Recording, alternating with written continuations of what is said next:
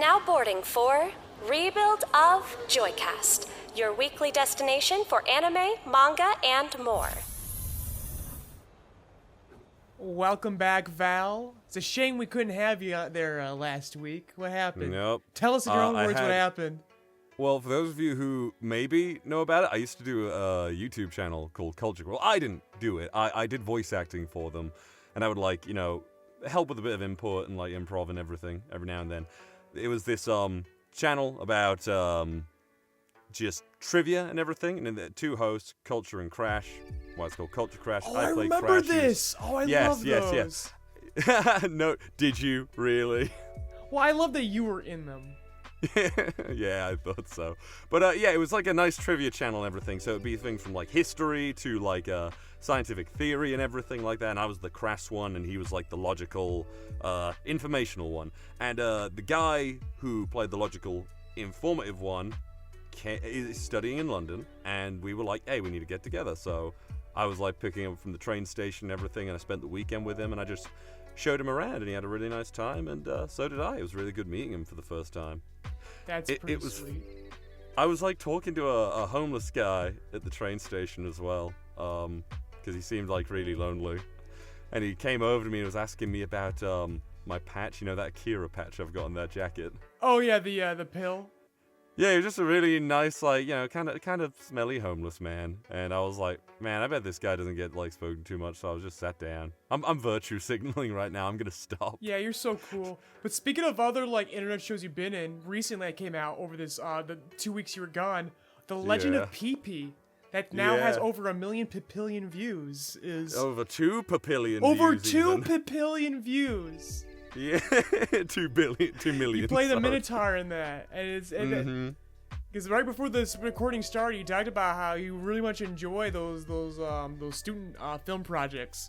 Yeah. I have to come clean, Ivan. I didn't have a guest over.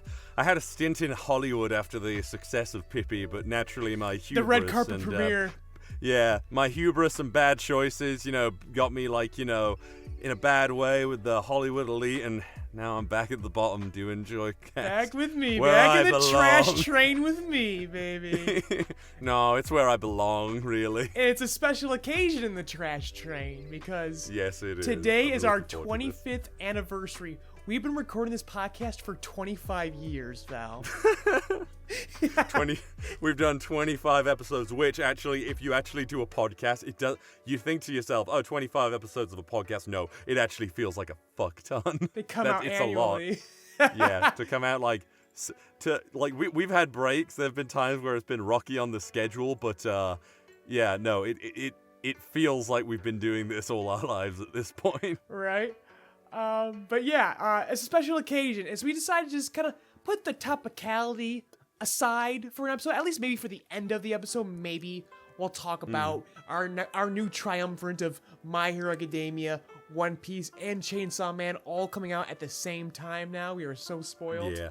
I know, right? I have not been this spoiled since 2019 or 2020 when I was reading Beastars, Chainsaw Man, One Piece, Green Blood. Right. This is the most spoiled I've been for a while with stuff that I'm actually engaged in reading. Yeah. So before those completely take over the podcast going forward, for this special 25th anniversary special, we want to dial it back and focus on one topic here. And more of almost like an editorial kind of episode. We wanted to do these forever, and we've never had the time, but now felt like it was right. And so I told Val before the show, what was your first anime? Always remember your first anime. And what I mean by this is the first time you actively watched anime. You knew it was anime. You said, all right, this is anime. I'm going to sit down, and this is going to begin my love affair with this fucking medium. You saw this and went, all right, I'm into this medium. I want to see more.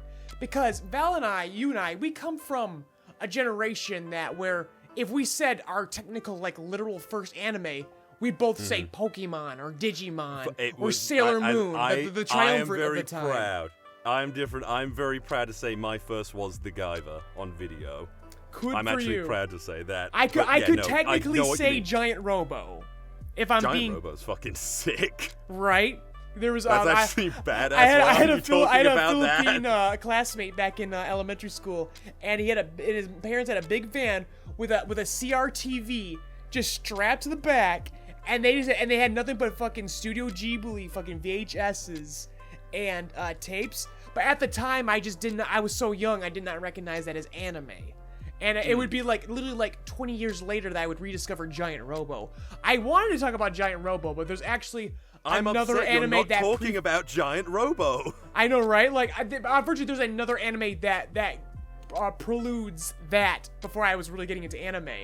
And the very first one that I got into was, of course, American Dragon Jake Long. No, I'm fucking kidding with you. Hajime no Ippo, The Fighting, by Studio Madhouse. This came out in 2002. I watched this. This was my twilight college years. This is when, so I discovered this. This is back when I was. Interject with a short thing. Go for it. The first time I ever came across Ivan LeRoy was on BTVA, where I saw Hajime no Ippo abridged, considered auditioning, but deemed it beneath me. Yep. And then the man, like, I tracked his ass down. The man tracks me down, like, through emails and, like, you know, people. Well, talking about I me. found you again when we were auditioning Yes. for Seven Deadly Schmucks. That's when I found you again, because we were auditioning for the same role. And then I saw you, and I'm like, well, if I can have the role, I will take the voice after. I'm taking him. I'm taking him. I'm taking the boy. Who was the role? Was it Dreyfus? It was Dreyfus, Yeah. which I still do to this day, because, like, I think it's gonna be Fraudrin now, because, like, I think the character's, like, gonna die off in the abridged soon, whenever the hell that comes out. If I'm remembering the but manga then correctly. the man came out and like hit me in the fucking side of the head. It was like, do you want a voice in my? What was it? No, it was for It was no. You were the football. very first thing I got you for was All Might in My Hero Academia. No, it was the football anime. That was second. Where they go No, back I got you for All Might first, and then I backtracked to that for you. Oh, But that okay, came out okay. first. That came out first, though, because this is back when I was doing seasonal orders. We have actually been working together for so fucking long. So I freaking know. long. But the Wow. man hits me in the side of the head, and he shows me what it was. It was the first episode of the football one that you entered for the TIBA awards, right? Yeah, for TIBA, Team 4 Stars, Yeah, for 10 TIBA, by Gucci, yeah. abridging a marathon. And you got, I want to say 13th. I got More? 13th. Yeah, and I watched that, and it was immediately like, because wasn't the rule you had to make them laugh in 15 seconds? You had to make them. It was so that was just the bullshit, like surface level rule. It was entertain them in 15 seconds before they go up. But they said make us laugh because entertainment is subjective to dumbass fucking True. 12-year-old anime fans. Absolutely. But if you want it, but that whole contest was a freaking farce. I mean, look no further than the fact that How I Caught Your Mother didn't even place Oh, by the Midnight yeah, no, Frogs. literally, That was the true winner in Ivan- my book. Yeah, Ivan Man was talking about this the other day, and I was like, oh fuck, that was a good one. Yeah, we like the Shit. Joy Boys have rediscovered this parody. We're like, this didn't place. This got like an honorable mention because they're fucking frauds. But yeah, ever since he burst his way into my email box and everything, and I saw the TIBA entry, he's been a part of my life ever since. Best email I ever sent. Exactly, for sure. Best But email no, I but ever that's received. relevant because that would become my first official abridged parody I made too. As I'm well. Hajime no surprised Ippo you the haven't abridged. tried it again. I'm surprised you haven't Ippo? tried it again. We Yeah. did try to make an attempt a couple of years ago. Oh, It was pre-pandemic, and things just went nuts. And we're like, okay, I'm overwhelmed right now. I can't do this. well, yeah, because you were doing all the hospital stuff, obviously. Yeah, in I the was middle of working. that. I was working the disaster force or whatever You, it's you called. were working. I was working the task force. Like I was on the front lines. I was in office meetings. You were sleep deprived. You were trying to run your channel and everything. I'm trying I'd to be run my talking with channel you. and a hospital because It's like some- that's how fucked the pandemic was, Val. Is a guy Yeah. like me? I'm just a patient care associate, all right? I'm with a bunch Mm-hmm. of licenses, and a little guy like me, comparably in the system, was on a fucking disaster task force. That's how unprecedented the pandemic was. Yeah. Because I had that U of M degree, and they're like, okay, you're smart, you have you know epidemiology, you know all this shit. Get in this fucking office right now and listen and fucking yell at these boomers who are trying to remove everyone's masks right now. Yeah, it was like you were coming in, and sometimes you already like just like blank out when you're busy with stuff. But like it was just unprecedented how like scatterbrained you were at the time. I was a remember. mess, and you that were, was so. You were going insane at that point. I was going insane, and that was so sad because the year prior, I finally got my nose clean, and I was finally seeing things clearly now. And then boom, pandemic hits, and I was insane again. I turned insane again, and I became an alcoholic for like 3 months. Damn, fuck. That was fun. I was drinking. It was. I was drinking every day during those the phase 1 of the pandemic. It was bad. I was going into work hungover. I was just. Everyone was. I mean, everyone had a shit time in pandemic in like one way or the other. Like my nan died and shit, but I'll admit, for them, I was just fucking in the woods, dude. I was just chilling in the woods, fucking cooking sausages and shit. I mean, I can't even admit. Besides the insanity, like I have to admit, we had fun though. Like when I wasn't working, when I wasn't working on the channel and the hospital, the rare like 2 hours a night that I got that could have been dedicated to sleeping, just drinking with the Joy Boys, watching Scooby-Doo, that horrible Scooby-Doo movie that came out. Watching minis, we were just Scoob because we were with the all blue falcon and shit. We were all insane, and so we're like, well, relish the insanity. We're drunk. We're out of our gourds. Let's watch the worst movies possible. Did we finish Joy Quest in 2020? I think we did. I think it tanked in 2020. Yeah. Like everything just oh man, and it was sad too because we literally just met up, and then like a few months later, it's like pandemic happens, can't go anywhere. Obviously, it's like we were all like, oh, let's do this again next year and everything. It'll be fucking great or sometime soon, and then everything. Yeah, no, it was crazy. Everything went to hell. But yeah, everything went to hell. This 2019 was such a good year too. It was.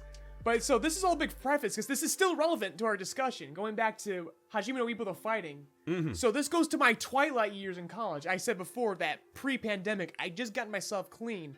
So I used to deal with drug abuse and alcoholism, and doing this while boxing. And so this was a very dark, depressive period of my life. And so I come across Hajime no the fighting. A bunch of boxers at my gym would talk about this. They just talk about Ippo and the Dempsey roll and all these moves and stuff. And I'm like, what the hell are you guys talking about? And they say, look up Hajime no Ippo. I'm like, whatever. And I kind of ruminated on it. And then like I graduated from college. I'm working third shifts, so like midnight shifts at a retirement home. Freaking out of my fucking gourd, depressed. And so like I have on these odd sleepovers. I have to keep myself awake on odd hours, even on my days off, so I can stay on the night schedule. And so I started watching Hajime no Ippo the fighting. And just like, it's such a beautiful series, okay? It's about this young kid.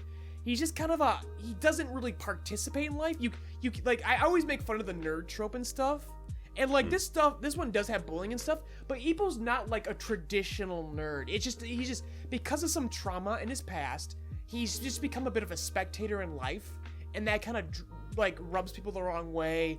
And he bumps into people, and they get mad at him, and eventually he bumps into the right person, Mamoru Takamura, who's going to be the future heavyweight champion of the world, and he gets him into boxing, and it just changes the kid's life, and for the better. It just makes improvements, and this kid works his ass off and becomes a champion in his own regard, and it's a wonderful series based on a manga that is still going to this day. If you thought One Piece was long, Hajime no Ippo is still going on today. It started in the 1980s. Doesn't it have like almost 2,000 chapters or It's something? about over 1,300 chapters now, I do believe. It's a monthly series as well, isn't it? It's just like Oda. It's whenever the fuck I feel like. Release schedule now. It used to be he's weekly. earned that right, hasn't he? It used to be weekly, but now George Morikawa does it whenever he feels like, and it's almost weekly. And I have to admit, I'm reading it weekly again. Oh, has it like picked up again? Because you Nope. and I always We brought this up a lot during Saturday Jump. So we did. To preface it, Ippo's no longer boxing. He's a second chair for random boxers. A lot of the boxers are in Mexico right now, trying to rip the current world champion Ricardo. And then these are always like punctuated Mexico by. is the place to be, Ippo. And these are all punctuated by Takamura fights. for whenever he gets a new belt. Currently, they're in Mexico. The Pacquiao equivalent, who's one of Ippo's old rivals, and Vorg, one of my favorite boxers in that series. They're in Mexico, and they're all getting their fights right now. I got into watching like a bunch of Ippo videos like last year or something. I was surprised how in the community Borg is like really beloved. I love Vorg. Oh, he's so cool. Yeah, so Ippo is what kept me alive those dark years. Like, it was get your shifts done, go watch another episode of Ippo, get some sleep, wake up, there's Ippo waiting for you at the end of the day. Whether it was an episode of the anime or the manga. But the anime especially really just struck a chord with me.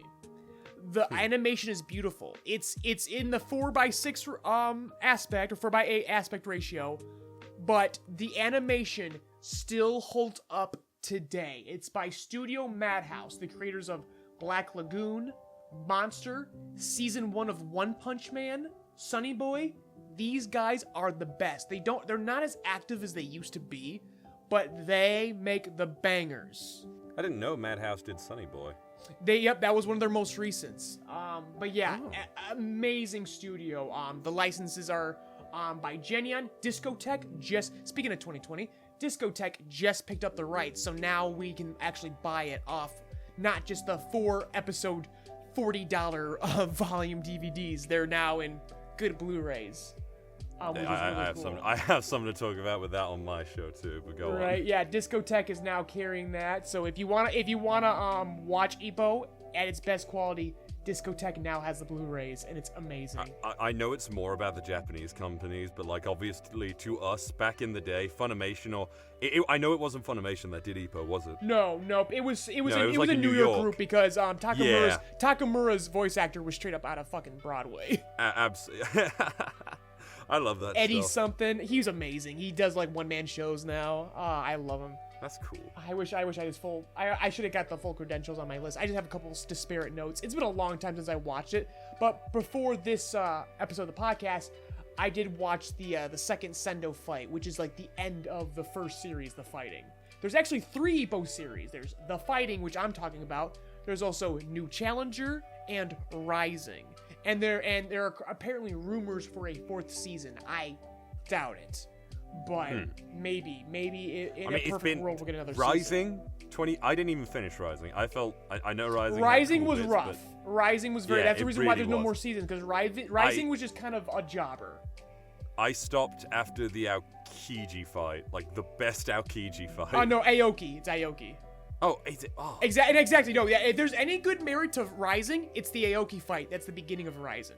I think the Kamigawa fight might also be in Rising. The post World War II fight. Yes, it is. That's basically just Japanese Rocky. Like that. That's also good. But otherwise, yeah, Rising is kind of mid. But New Challenger is just basically a sequel to Fighting. But they all adapt from the manga. But if you want like the bread and butter of what makes Ippo special, The Fighting is the one you want to watch. It's 75 episodes. Animation holds with this day. The soundtrack is one of the greatest anime soundtracks of all time. Again, something that kept me going. Like, I'd be working at retirement home with my freaking, with the Ippo soundtrack in my iPod. Because I had iPod back then. You say no, I want Kimi ni. Yep, that intro. All the OPs are freaking badass. They are. I thought Rising had like a really amazing intro at the time in 2013. That shit got me pumped. But then it just didn't grab me. Like I was in the middle of my college work and everything, and I was like watching Rising a lot while working, and I was having like a blast with that. But for some reason, then after the Aoki fight, it just didn't grab me. After that's just Rising. The direction was different. The animation was different. It also felt like they were like retreading things. Like but that's emblematic of the manga. This is a manga that's been going on for years, and this is an old manga. No, yeah. Still going on today. It's supposed to be repetitive. It's supposed to be weekly, even though it doesn't necessarily release weekly anymore. It's supposed to just do the job, and that's the problem. And that's the reason why I keep falling on and off of the manga currently. Because it's just very repetitive. This is a manga that will never end. Morikawa will die, and this story will go unfinished. Not because of health issues, but because the man will be 200 years old and still writing this manga and doing the same story over and over again. Ippo is one of those stories that I feel like like it's just life at a point. Like he could write it off and give Ippo a happy ending and be like, oh, Ippo he could have gets ended it Kumi. 1,000 chapters ago. Yeah, he could have. Because again, it's a repetitive story. I mean, the stories that the fighting covers, there are 4 times in that anime where the series could have ended. That's just how it is. I find it frustrating. How do you feel about this? Because I feel it's frustrating with the manga. Because I thought after Ippo quit boxing, it was going to be that Ippo got what he wanted, and now that he's like quit boxing, he can actually concentrate on like other aspects of his life. Like he can finally maybe I'm small-brained, want the guy to get the girl and everything, but I'm like, Ippo, why don't you just settle down with this sweet honey you got on the side? I mean, that's what he's doing. Like in the current manga, sociopath. He's running the fishing business. He's got his girlfriend, and wait, whoa. Are they actually? They basically they won't blatantly say. Don't it. say no, don't. But they're always together. Like they've settled down. So they're good. Ostensibly. Yeah. It's not like, oh my god, do you want to hang out, Kumi? It's just they're always together. Well, that's good at least, but it's like I want. It's that, just without blatant words, because some of us still ship him with the reporter girl. But now it's annoying because obviously from when I was looking at it, my mouse is just spazzing the fuck out.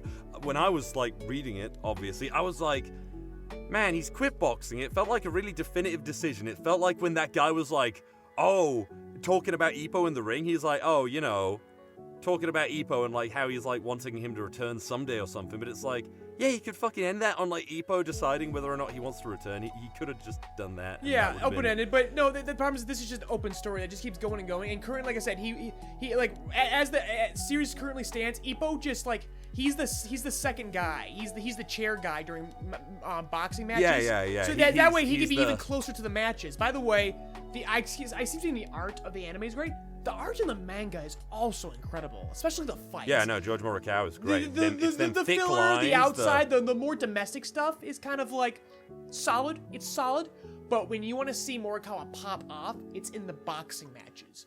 The art looks crazy. I mean, he's got his own fucking boxing gym now with Takamura on the top of the thing. they did the same statue on top of the Kamigawa gym he put on top of his gym too. He probably just people just go in there and practice, and he's just watching and be like, okay, what are these guys doing? And starts drawing them. Yep, and despite the exaggerations, if you ever wanted to teach someone boxing, you can make them read the Ippo manga. It explains boxing perfectly. It really does. And in that way, besides the authenticity of it, in terms of the amazing animation, art, the voice acting, this is the best sports shonen ever made. It truly is. Believe it, if you have not seen it, watch it and you will agree. Yes, Haikyuu is undoubtedly the modern successor to that mantle of best sports shonen, but Ippo walked first. You like Haikyuu. You don't talk about Haikyuu. I love Haikyuu because again, that is a brilliant sports shonen. However, it's also very modern in that it weaponizes cute boys to get all demographics involved. If you want to talk about pure, unconcentrated fucking sports shonen, it is Hajime no Ippo the fighting. That is just sends a lightning bolt through your fucking ball sack kind of action. It's fucking intense. I love it. They literally make jet engine sounds when they're hitting each other. It's so good.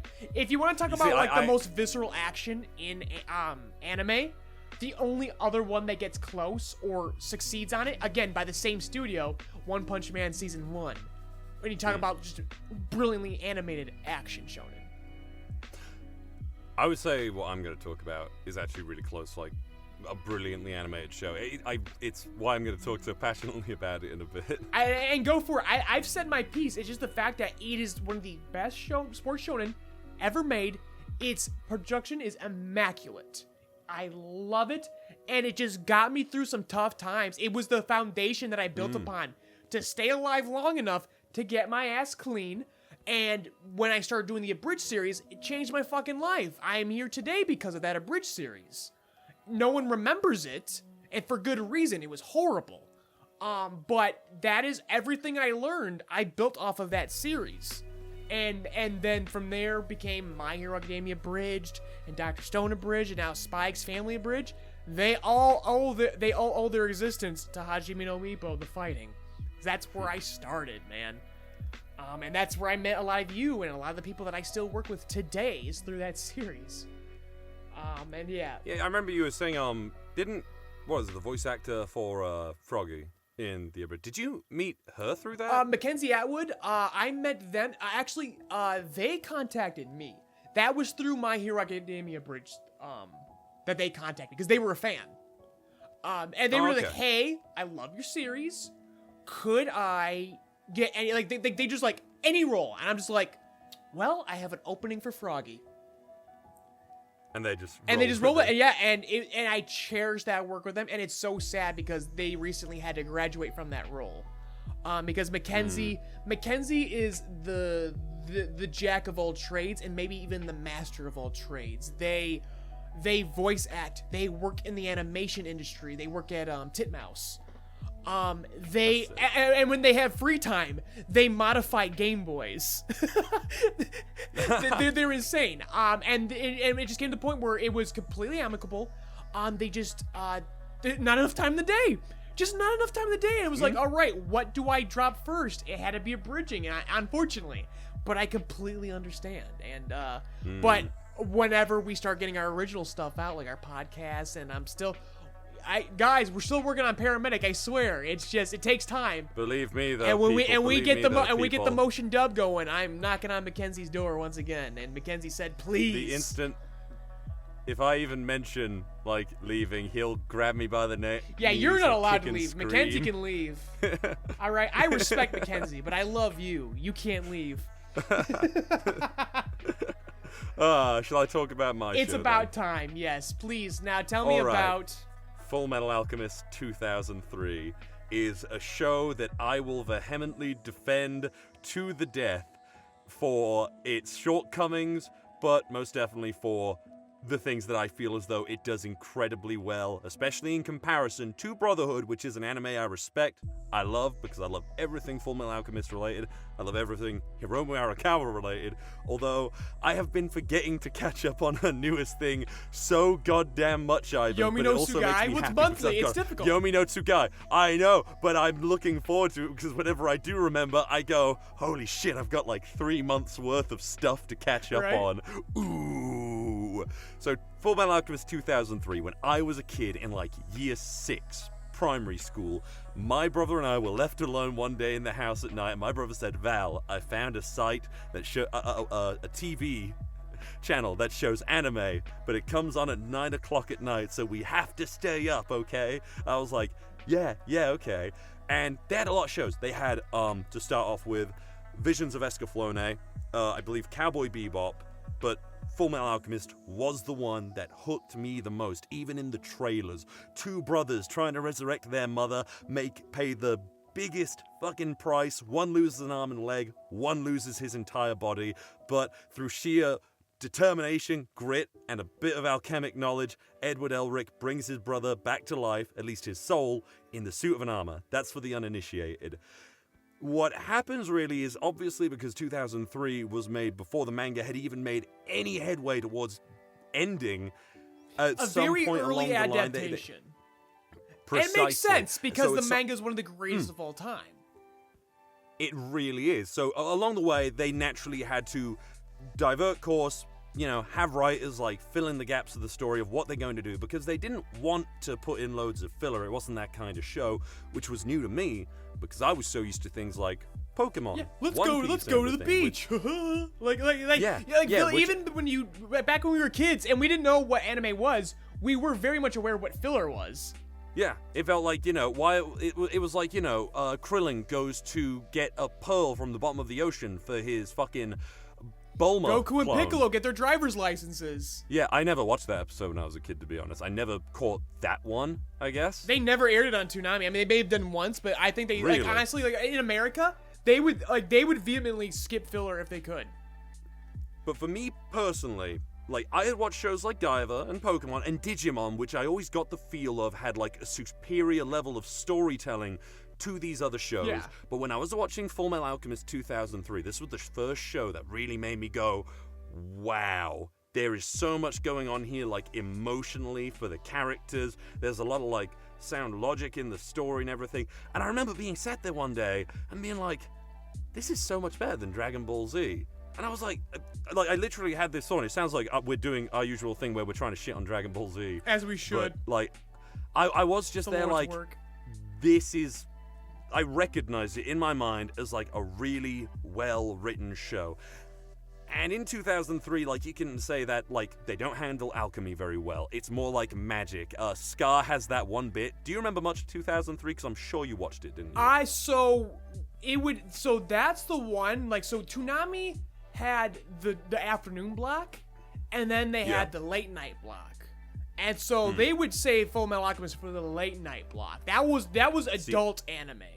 So, and again, I'm a kid. I can recognize what anime is. I just go, oh, that's stuff for adults. I can't watch that. That's boring. See, for me as a kid, that was like, you're exactly right, because Fullmetal Alchemist was one of the But later then ones after on the Ippo, block. and then I'm aware what anime is, and now I'm like, okay, I want to watch anime. What do I watch? And everyone goes, watch Fullmetal Alchemist. And then someone chimes in, watch Brotherhood, not that shitty 2001. And I go, see, that's I'm like, what the fuck? It's like, today I know what the fuck are you talking about. They're both amazing. They really One are. is Brotherhood is the pure vision. That's the proper adaptation. But the original, the 2001, has its own merits, man. I would say that's really debatable if Brotherhood is purer than, I mean, it is because it follows the general story. Let's not call it pure. Let's not call it pure. Let's call it faithful. Yes, it's more faithful. But I think adaptationally, Brotherhood, if you actually watch it and you're like really vibing with like the tone and everything, because Fullmetal Alchemist, maybe it's because 2003 has always had this effect on me, it's quite dark. Is it jovial? Absolutely. But Brotherhood takes the jovial side and sometimes really ruins these like moods, while 2003, in my opinion, has this wonderful way of really like, exemplifying and like sticking with this tone. For example, big bit in my opinion, Edward and Scar and Alphonse, they have their Edward and Alphonse have their confrontation with Scar.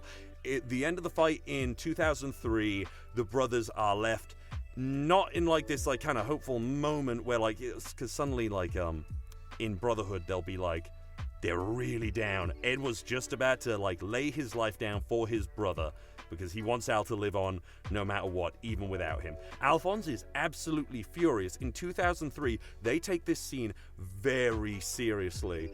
But in Brotherhood, they have it where it's like suddenly they kind of go chibi, like Alphonse like punches his brother, everyone go, ah, and it's like, oh, you're an idiot, and then it's kind of funny. But then 2003 will just have this bit where, yes, he still hits him, but it doesn't like, chibify the art style or anything like that, or try and like soften this moment. Yeah, but you go back to the manga. That's exactly what it was like, though. No, I know, but it's like I really feel. But yeah, but again, like the original has a distinction. It's not faithful to the degree that now they get to really make it their own. They really get to play with it. It's very different. It's a wild new take on it. That's quite fascinating. It is a bit, yeah. But it just feels like, I guess, I also like the visual styles of 2003 more. Have you like looked back at the art of 2003? Well, because it's that old black paper style that I love so much. That I always I say it so much because of Giant Robo in the old Pokemon movies and stuff, where it just pops more. It has more texture. Like, there's also things like, I don't know, I feel like 2003 just in presentation gives a lot more to a scene like Edward taking off his jacket to show Rose the cost of human transmutation and like what she could end up like. They give that scene so much reverence, but I guess Brotherhood also has a disadvantage where they kind of rushed a lot at the start into smaller segments, and they also added in that one filler where it's like Silas Dougal, the ice water alchemist or something like that, which was cool, and it's a good way to get people immediately interested through the action and like establishing all the secrets, but it's also like, man, Brotherhood, you just like put all the fucking cards down at once, don't you? I immediately know that Bradley is clearly up to no good and super they were evil. in a hurry to get to the stuff that you didn't get to see in the original. Yeah, but they were also like skipped, okay, we know you are aware of what this is. Like, now let's get to the stuff you always wanted to see, because but by the time that series wrapped and the manga wrapped, it was like, oh my god, there's so much we never got to fucking see. And so Brotherhood was like, all right, let's get to that. And it makes me sad, but it makes me really sad because a lot of people, like you said, try to invalidate 2000. Yeah, a lot of people don't see the original. A lot of people do not see the original. And it's so sad because honestly, it has some amazing pieces. Like, one of my favorite scenes, and it also like lines up more with my sensibilities of story writing, where one of my absolute favorite bits. So you have seen it, right? Just confirm that for me, yes or no? Because I've dipped in and out of it. I've never done with One Piece. I will watch it start to finish. I've done a couple episodes at a time over a set of years, just to appreciate the style. Fair enough. Man, if there's a moment that jumps out to me, it was that fight with fucking Mustang and Fiora Bradley. In with the finale. finale. Yeah, the finale with the fucking skull. Like, that's the shit that is just metal as fuck. Again, it was darker. It was darker. It was more intimate. A lot of people feel that is an area where it falls apart because you got things like this. But we're talking about the things that things didn't make sense because they didn't know. Because the Arakawa didn't know, because they weren't there yet, so they were making it up as they go. Yeah, but they had you things kind of like, have to respect that. There's this character voiced by Troy Baker. I believe his name is Archer, and by the end of the story, Scar has decided he is going to get revenge on the state. He doesn't go the way as he does in Brotherhood. No, Scar goes into full terrorist mode, and he's like, I'm going to sacrifice the military at Ishval. Actually, the big plan of it in 03, where the main villain is been setting up Lior as the place where the new Philosopher's Stone gonna get made. How that happens, they don't really care. They don't have the connections into the military except for maybe Bradley. No, they do. They have Bradley in there, obviously. So of course they have the connections. But it's not like Father, where military personnel high enough know who Father is. No, Dante is the main villain in it, who's actually directly connected to Edward through her having a century-long relationship with his father, who then falls in love with Ed's mother along the line and deserts her, and then she continues this cycle of making Philosopher's Stones to keep herself alive and immortal, while Hohenheim has left the family in this version because his body is slowly degrading, and he's like, fuck, I can't be a father. He's just moping around in places. He's not like in Brotherhood, where he kind of comes back, and it's so he goes. Do you remember in Brotherhood how good Hohenheim was when he first appears? Where he's you burned down my house, you're acting like a fucking child. And he's doing all this stuff where he's he knows Ed's awake and everything. This is the example of good writing, the original Fullmetal Alchemist in Brotherhood that I fucking love. But it's Ed goes Ein, no, not Ein, the dog, Den, goes over to Ed, and Hohenheim's talking to Pinako, and he's I'm going to start talking about shit that I want Ed to hear to Pinako, because Ed won't fucking listen to me unless he's being a child and listening through the door. And he's was the person you revived even my wife? And that gets Ed to thinking that's one of the best moments in that. In this version, though, he's kind of sad, and he's only just reared his head because he's Dante's going too far, she's going to start another war.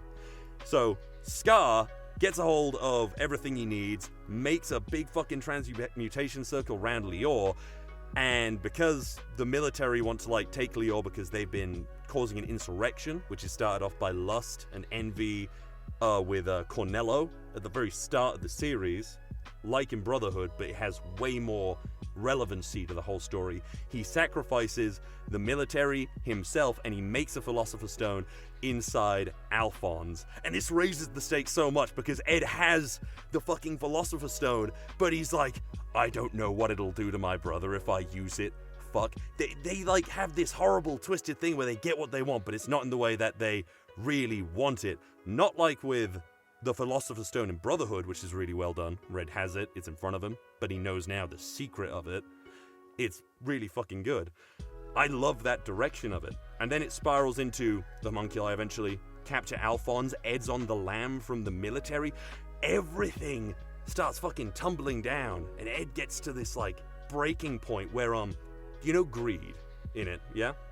Oh, he's Greed? my favorite character. Absolutely. He's one of my favorite characters in 2003. In 2003, Ed has to go on a homunculus killing spree, the first one being Greed, who is being cornered by the woman who made him, his master, and he's like, man, I'm at the end of my fucking, like, you know, road, and he looks to Edward, and Ed's like, I want my brother.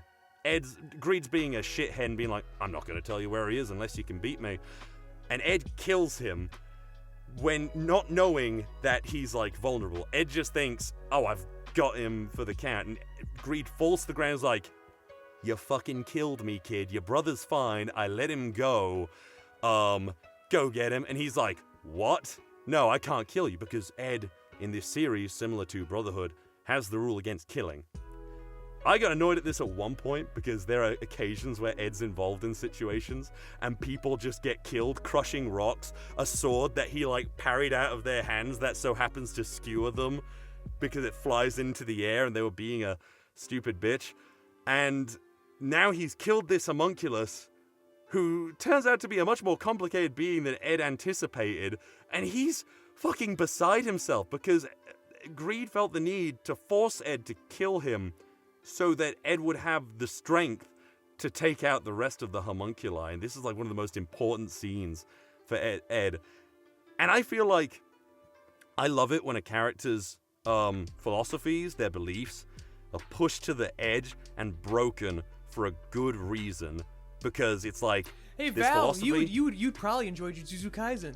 I probably would. I mean, I did. I enjoyed the anime, but it wasn't, like, so enjoyable to me that I could, like, keep up with it, like, every week. I was, yeah, because it's boring. It's still boring. Even when it has its singular great moments, it's boring. Yeah, it's overall boring. Sorry, just had to get that in this free. I gotta keep hammering home that point. Because see, it's Jujutsu Kaisen fans, this is what happened. There has to be a whipping boy. If it's not Doron, you were Doron, nice it's to JJK. him. You were nice to him when he was, like, shit-talking your show. But it doesn't matter. If you shitty back to him, he'd, like, double down on it, wouldn't you? I say, no, if you be shitty to me, then I will ruin your show. Like, at least I'm conceding that JJK has good elements. Absolutely. And I still think it's overall a good thing. I'm just like, it's just not great. It's just not worth my weekly time. Yeah.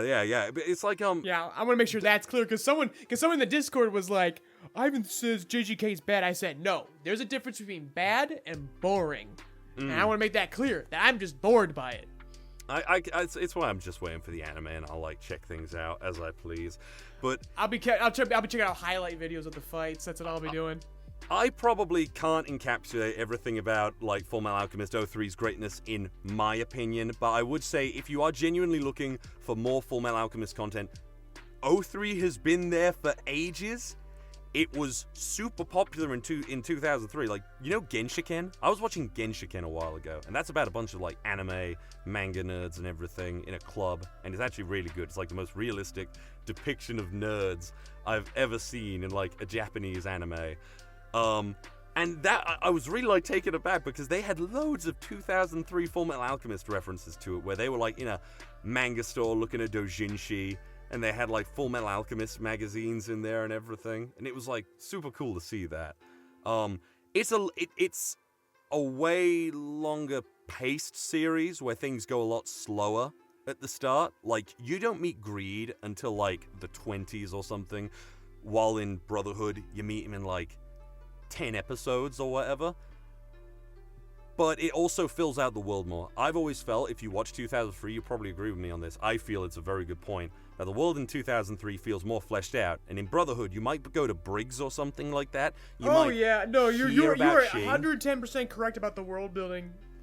That I don't know how something so large like Fullmetal Alchemist can be treated like a block comedy.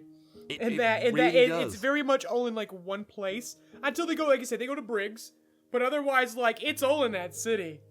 If they go to other places, they all look the same. Yeah, in 2003, everywhere felt like it had... is very samey. Precisely. In 2003, it felt more like the place of Bavarian, like when they go to Dublith and they meet Greed and everything, it felt like I was on different streets, really. And they go to very distinct places. I even think that 03 really picks up for characters who were, in my opinion, kind of mistreated in Brotherhood. Not massively, like Major Armstrong. In my opinion, Major Armstrong in Brotherhood, while he does cool shit and I love him, I think his character in 03 is so much better. Differences in 2003. Human transmutations result in a homunculus, and the main villain has been going around collecting these homunculus from different people.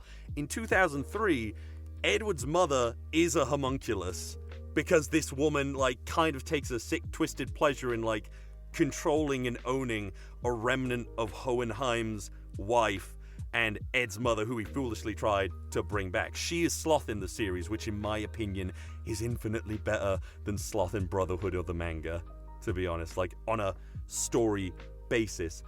And, God, Izumi Curtis, their teacher, transmutes her baby, her womb, or her dead child, trying to revive it, and it doesn't work out. He becomes Wrath in the series, and Fura Bradley is Pride. So, cool thing with Wrath is he's also connected with Ed, because when Ed lost his arm, Wrath has always been inside the portal ever since Izumi tried to human transmutate that shit, and he took Ed's arm and leg. So when he emerges from the portal as this, like, long-haired, like, little boy who's just kind of wild and really nice and wants to have fun, and Ed's like, that's my fucking arm. He has the fox bite from my arm. It's, like, built up and everything. And Ed is super like, what the fuck? He has my shit, and I want it back. But because he's a homunculus, the government are interested in him, and Armstrong is one of the people that they send to retrieve the boy, and Izumi, like, fights for her life to get him back because it's her baby, and she's, like, feeling super connected to him.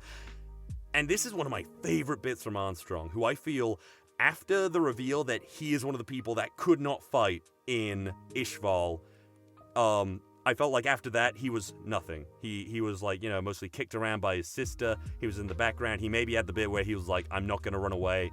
And he kills Sloth with Sig, Izumi's husband, in Brotherhood. You remember that shit? Yes. Yeah. In this one, when he, like, takes Wrath and like, stops Edward, and Ed's like, what the fuck, give him back. He has my arms and legs and everything. Plus, you know, he's my teacher's son, I guess. But really, he wants his arms. And Armstrong looks him in the eye and like, what are you going to do, Ed? Are you going to tear the boy's arms and legs off to fulfill your childish desires? And it's like, fuck, he can't answer it because he was totally fucking thinking about it. It's there. Ed has this, what I'm going to describe as like JoJo's Bizarre Adventure dark determination in him, where he's almost on the breaking point a lot of the time to break in his codes, like in Laboratory 5, where the only bit that puts me off is when it's like Ed comes in contact with the Red War and it's like, this boy has the power of a god, and it's like, I wouldn't quite go that far. But a lot of characters just really get that extra thing that I think they needed in 2003. I know probably people are going to go, what are you talking? 2003's kind of shit, maybe if they have watched it, because I understand. There's a lot of filler at the start. Yeah, I still stand, but I still like Brotherhood better, but... And that's fair, that's a completely fair thing. When it comes to, like, whenever I argue for, whenever I play Devil Advocate for the 2003, I always use your arguments, because you're so right. Because you are so fucking right about it. It's just, it's a really good fucking show. Like, and the ending, I like the ending of Brotherhood. I like how happy it is at the very end for, like, everyone. You know, you get the picture board. It felt like such a journey to, like, go by. And it's like everyone got what they fucking wanted. Kind of. Not Yoki. He's, like, stuck with those animals at a circus. But in 03, and it's one of my favorite things, and in that ending actually makes me fucking bawl my eyes out when I get to it. In the end, Edward makes the ultimate sacrifice for his brother, utilizing himself. And he goes to the gate and he, like, sacrifices himself. And it's like, well, it's not gonna work because, like, you've tried that. You know, a human can't feel like a human. But then it's like, Alphonse woke up in the transmutation circle, didn't have a single fucking memory about the journey that they've been on. And it's about how Edward not only sacrificed himself, but all of the experience and the memories that they had together on this incredible journey to give Alphonse back, like, you know, this semblance of normality, even if it's without him. And there's also this thing about alternate dimensions, where Edward, like, slips into our reality in World War II. Yeah, that's the stuff I always remember about. Yeah, Above same. all else, I always remember the ending about the alternate realities. Yeah, and I thought it was fucking cool, where it's, like, the only thing that, like, split these universes was the discovery of alchemy in this shit. And it gets into some, like, Hohenheim's part of some, probably Nazi, like, getting to Nazi shit cult and everything, looking into the paranormal or whatever, and it all leads into the movie, which I'm not going to talk about here because that's a whole other kettle of fish. I feel like the movie has its own great aspects to it that I like, but that is neither here nor there. And Mustang, similar to Brotherhood, it has like lost like some sight. He loses an eye in his conflict with Bradley and getting shot by Archer, who gets turned into a fucking Terminator at the end with one half of his body a man, the other half a robot. It's fucking insane. One of the bits that everyone's like, this is stupid. And I can't disagree with that, to be honest. But unlike Brotherhood, where I feel like it's kind of bullshit, because he chooses... I mean, it's good because he has his own philosophies on things. He chooses in Brotherhood to use the Philosopher's Stone to build better for the Ishvalans and, like, make up for his, the war and everything. And that's cool. But in this one, he just fucking looks to Hawkeye as Hawkeye's like, you know, fucking bawling her eyes out. I failed you and everything. Your plan was actually, like, perfect.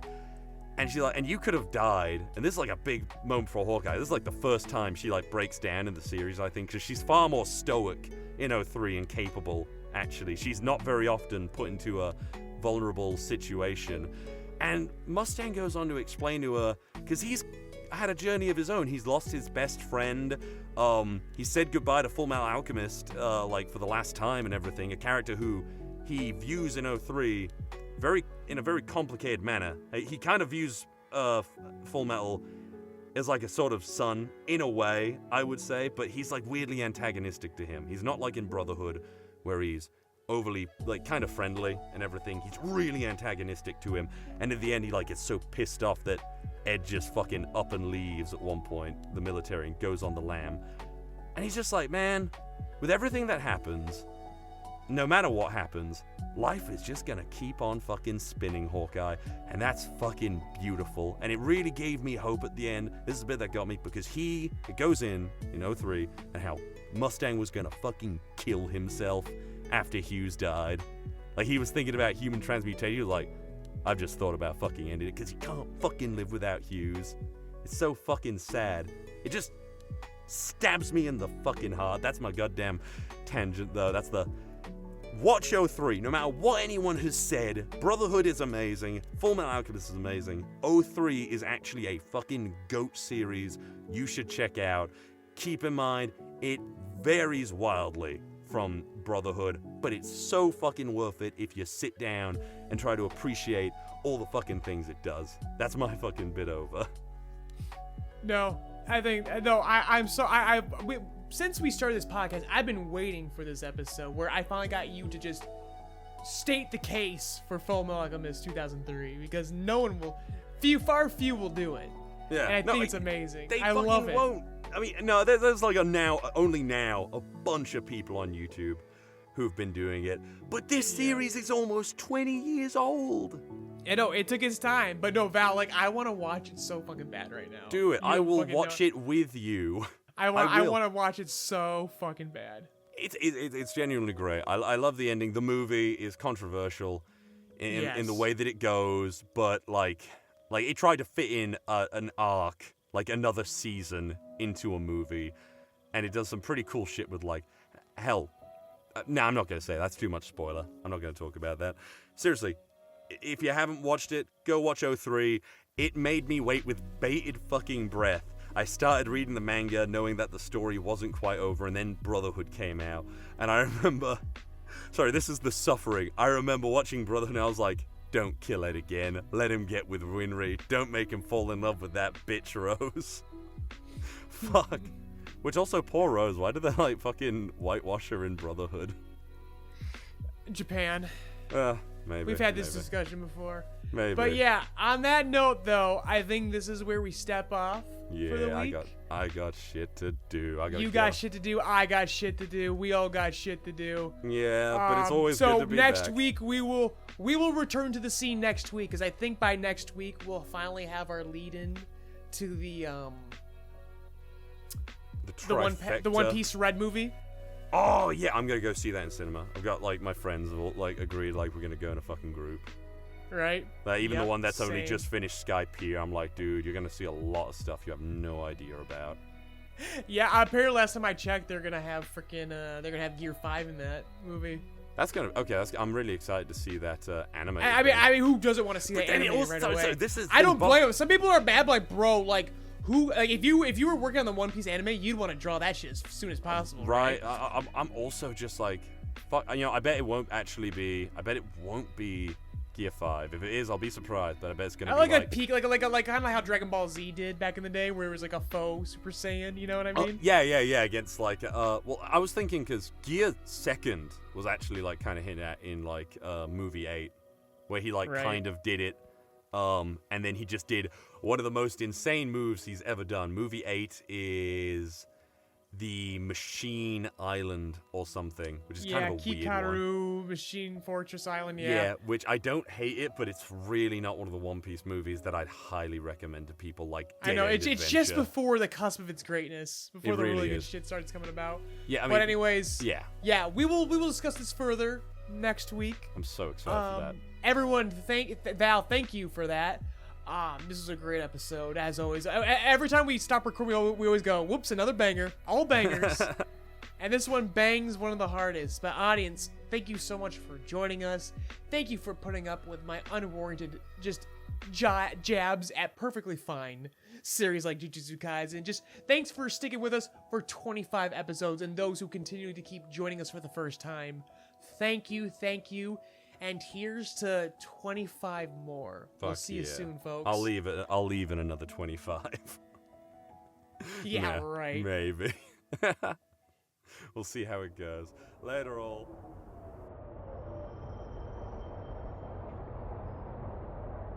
Mind the gap as you exit our podcast safely. Rebuild of Joycast is hosted by Ivan LeRoy and Valentine Stokes. LeRoy's written and directed works can be found on the JoyRide Entertainment YouTube channel and the soon-to-be-released original web manga, Paramedic. Val's dulcet tones can be heard in many of your favorite anime and web series, such as Ruby, Death Battle, Tribe 9, Lackadaisy Cats, and more. This episode was edited by Steena Carey, with YouTube version edited by Cody Rock. Music provided by Lofi Geek. Intro and outro narration by Steena Carey.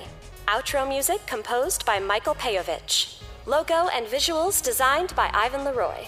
Rebuild of Joycast is produced by JoyRide Entertainment and Rock Voice Productions LLC, and made possible thanks to Patreon donations from generous listeners like you. This month's highest tiered Patreon producers are Mr. Host, Austin, Gooner Bear, Jelly Donut, and Fluffy Giggles McCool Kid. If you would like your name shouted out at the end of each podcast, an invite to our private Discord to interact with fans, cast and crew, or early access to all of our content, be sure to check out JoyRide Entertainment's Patreon. Links provided in the description. Thank you for keeping JoyRide's engine burning.